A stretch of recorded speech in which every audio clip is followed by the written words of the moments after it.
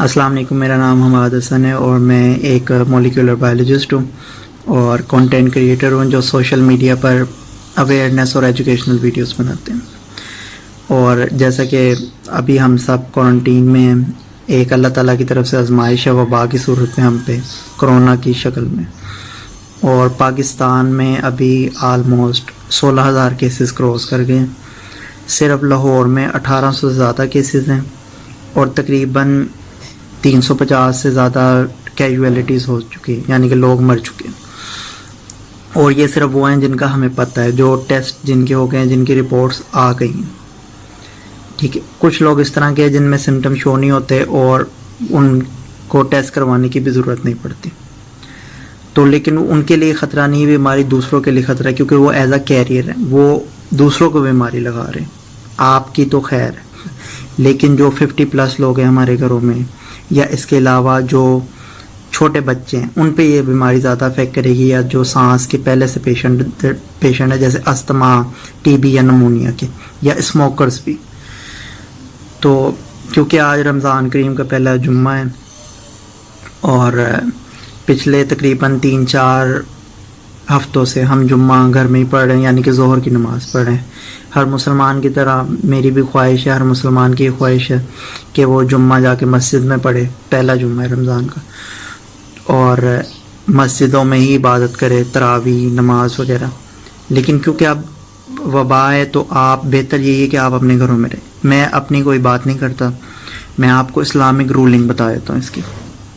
بخاری شریف میں 616 نمبر اور 901 نمبر حدیث ہے، وہ میں آپ کو ورڈ بائی ورڈ پڑھ کے سنا دیتا ہوں کہ حضرت عبداللہ بن عباس رضی اللہ عنہما نے موذن جو یعنی کہ اذان دے رہے ہوتے ہیں، کہ بارش کا دن تھا، انہوں نے فرمایا حی علی الصلاۃ، یعنی کہ نماز کی طرف آؤ.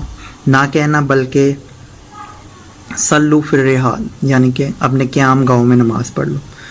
تو لوگوں نے اس پہ تعجب کا اظہار کیا، یعنی کہ لوگ ان سے غصہ ہو رہے تھے.